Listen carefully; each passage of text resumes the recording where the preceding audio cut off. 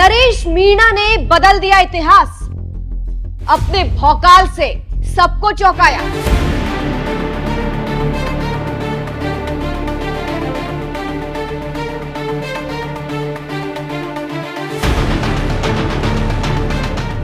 नमस्कार, मैं हूं आपके साथ सृष्टि श्रीवास्तव। आपकी जीत से ज्यादा मेरी हार के चर्चे हैं। ये लाइन इस वक्त थप्पड़ कांड की वजह से जेल में बंद नरेश मीणा पर एकदम फिट बैठ रहा है। नरेश मीणा का भौकाल ऐसा देखने को मिला है कि उन्होंने इतिहास बदल कर रख दिया है, जिससे बीजेपी कांग्रेस दोनों डर भी गए हैं और हैरान भी है। खासकर कांग्रेस सदमे में है। उपचुनाव में हार कर भी जीत नरेश मीणा की हुई है। चलिए आपको भी बताते हैं पूरी खबर के बारे में। दरअसल राजस्थान में थप्पड़ कांड के बाद सुर्खियों में आई देवली उनियारा विधानसभा सीट के चुनाव परिणाम भी काफी चौंकाने वाले आए हैं, क्योंकि नरेश मीणा ने अपनी ताकत से कांग्रेस को पछाड़ दिया। 2013 के बाद बीजेपी को इस सीट पर अब जाकर जीत मिली और नरेश मीणा ने कांग्रेस को तीसरे स्थान पर ढकेल दिया। कहा जा रहा है ये सारा खेल नरेश मीणा की वजह से हुआ है। बता दें, देवली उनियारा विधानसभा सीट पर बीजेपी को जीत मिली और दूसरे स्थान पर नरेश मीणा, कांग्रेस तीसरे स्थान पर आई, जहां नरेश मीणा को 59,345 वोट मिले हैं। ये चौंकाने वाले आंकड़े हैं, क्योंकि नरेश मीणा निर्दलीय ही मैदान में थे। इसके बावजूद उन्हें इतने वोट मिले और उन्होंने कांग्रेस को ही पछाड़ दिया। कहा जा रहा है नरेश मीणा हार कर भी जीत गए हैं, क्योंकि इतना विवाद होने के बाद भी उन्हें इतने वोट मिले हैं।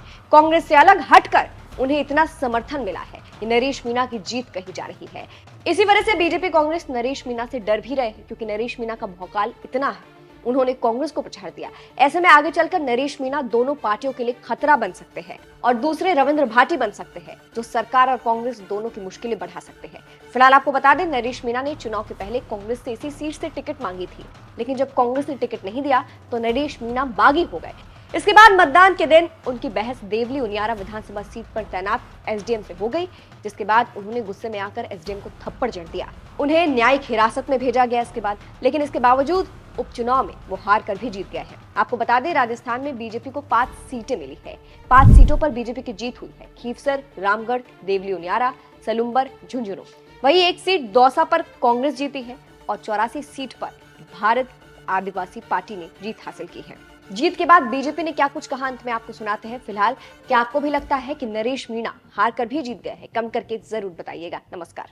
राजस्थान में उपचुनाव में भारतीय जनता पार्टी को मिली ऐतिहासिक विजय के लिए मैं राजस्थान के सभी नागरिकों को माननीय प्रधानमंत्री नरेंद्र मोदी जी की ओर से, माननीय मुख्यमंत्री भजनलाल शर्मा जी की ओर से और भारतीय जनता पार्टी के संगठन की ओर से हार्दिक बधाई और धन्यवाद दिलाता हूं और आपको विश्वास दिलाता हूं कि हम आने वाले हमारी डबल इंजन की सरकार आने वाले पूरे 4 साल तक आपकी पूरी शिद्दत के साथ सेवा करेगी और राजस्थान के विकास को ऐतिहासिक ऊंचाइयों पर पहुंचाने का काम करेगी। हम आपके आभारी हैं। उपचुनाव में हमारे पास सिर्फ 1 सीट थी। उपचुनाव के बाद आज हमने 5 सीटों पर आपके सहयोग से विजय प्राप्त की है। दौसा में भी हम सिर्फ 2300 वोटों के मार्जिन से चुनाव हारे हैं। यह भी हमारे लिए एक बहुत बड़ी जीत है। 84 में भी हमने अपनी हार का मार्जिन बहुत खत्म किया है। हम 74,000 वोटों से चुनाव हारे थे पिछला वाला। इस चुनाव में हमने बहुत कम मार्जिन से हार प्राप्त की है। मैं आप सभी को बधाई देता हूं, धन्यवाद देता हूं। भाजपा के सभी कार्यकर्ताओं को, उनके प्रदेश अध्यक्ष मदन राठौर जी के नेतृत्व में, सभी मंत्रियों को, उनके मुख्यमंत्री माननीय भजनलाल शर्मा जी के नेतृत्व में और सभी कार्यकर्ताओं को हृदय से बधाई देता हूं। जीते हुए प्रत्याशियों माननीय खुशवंत सिंह, माननीय राजेंद्र भोपू, माननीय रेवंत सिंह रांगा, माननीय से राजेंद्र गुर्जर और श्रीमती शांता देवी, इन सब को बहुत बहुत बधाई देता हूं।